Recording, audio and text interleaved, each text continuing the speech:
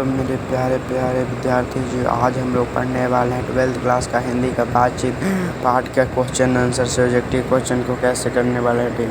चलिए आज की क्लास का शुरू करते हैं यहीं पर और आगे हम लोग बढ़ते हैं इस ऑब्जेक्टिव क्वेश्चन के कैसे करते हैं। आज की क्लास का शुरू करते हैं। चलिए देखिए, पहला क्वेश्चन है, यदि हमें वाक शक्ति न होती तो क्या होता। यदि हमें वाक शक्ति न होती तो लुंज बुझ कर कब बन कर रह जाता। वह अपना सुख दुख किसी दूसरे को सुना नहीं पाता, मनुष्य का इतना विकास नहीं हो पाता और कोई किसी की सहायता भी नहीं कर पाता। पहला क्वेश्चन खत्म हुआ। सेकंड नंबर क्वेश्चन, दूसरा नंबर क्वेश्चन, बातचीत के संबंध में बेन जॉनसन का क्या विचार है। बेन जॉनसन का कहना है कि बोलने से ही मनुष्य का रूप का साक्षात्कार होता है। रूप का साक्षात्कार बहुत ही ऊंची जान पड़ता है कि इस बातचीत की सीमा वहाँ से सीमा 2 से लेकर वहाँ तक रखी जाती है जहाँ तक कि समाज जमात मीटिंग्स और सभा समझ न ली जाए। एडिसन का मत है कि असल बातचीत सिर्फ 2 व्यक्तियों में ही हो सकती है। इसका तात्पर्य है कि आदमी का बातचीत आदमी है। वाक शक्ति का महत्व क्या है। वाक शक्ति का महत्व क्या है। तीसरा नंबर क्वेश्चन, वाक शक्ति का महत्व क्या है। और हम लोग कल ऑब्जेक्टिव करने वाले हैं। आज सब्जेक्टिव पूरा ख़त्म कर लेते हैं पहले। वाक शक्ति का महत्व क्या है, इतना बढ़िया से कोई नहीं बताया। वाक शक्ति के कारण ही व्यक्ति अपने मनों को भावों को प्रकट करता है। अपना सुख दुख किसी को अपने सुख दुख हमारे सुख दुख किसी दूसरे को सुना पाता है और यह दूसरों को सुना पाता है। दूसरे के दुख सुख दुख में सहायता हो पाता है।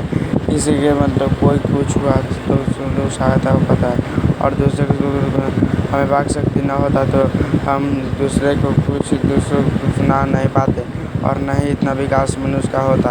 वाक शक्ति की जीवन महत्वपूर्ण है। आर्ट ऑफ कन्वर्सेशन क्या है। चौथा नंबर क्वेश्चन, आर्ट ऑफ यह बातचीत की श्रेष्ठ कला है। श्रीहद गोष्ठी के बातचीत की एक कला का आर्ट ऑफ कन्वर्सेशन कहते हैं। कला यूरोप के लोगों में पाया जाता है। अगला नंबर क्वेश्चन, मनुष्य की बातचीत की उत्तम तरीका क्या है। अपने द्वारा कैसे अपने संसार की रचना कर सकता है।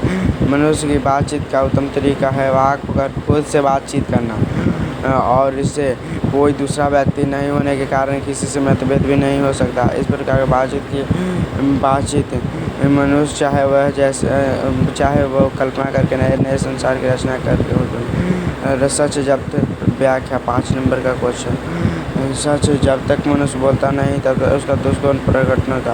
प्रस्तुत गद्यांश बालकृष्ण भट्ट से रचित पाठ शीर्षक पाठ से उदित है, जिसमें एक लेखक ने बातचीत के माध्यम से हमें बताना चाहते हैं कि भाषा के व्यक्ति के आधार पर ही व्यक्ति के गुण के दोष की पहचान होती है। बोलने पर ही व्यक्ति की अच्छाई बुराई का पता चल पाता है। इस प्रकार के व्यक्ति के मानदंड उसकी भाषा होती है। मनुष्य की इंद्रियाँ अपनी शक्ति को क्या करती है, अविकल। अगला क्वेश्चन, दूसरा नंबर 5 नंबर की महत्वपूर्ण व्याख्या। हमारी भीतरी मनोवृत्ति परीक्षण कर नए नंग दिखाया करते। वह तो प्रपंचनात्मक संसार के एक बड़ा आईना है, जिसे जैसे चाहे वैसे दुर्गत देख लेना, कोई दुर्गत बात नहीं।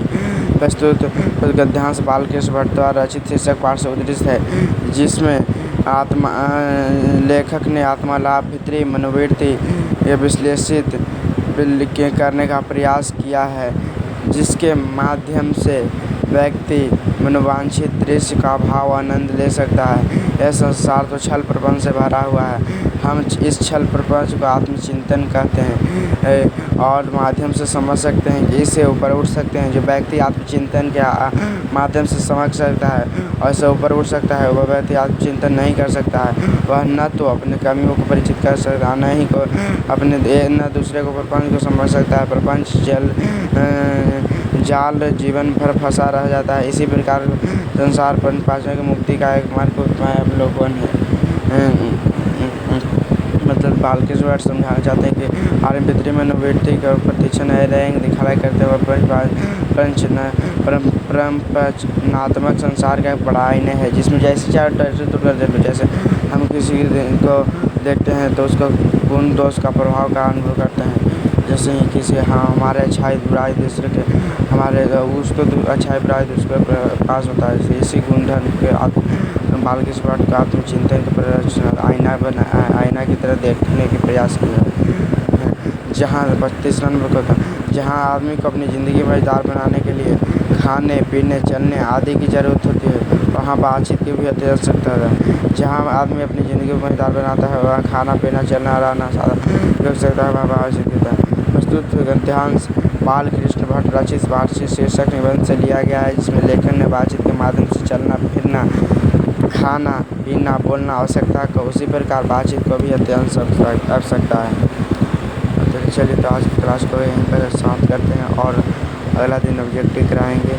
आज इतने क्लास हो गया था, ये देखिए ऑब्जेक्टिव कल होने वाला है।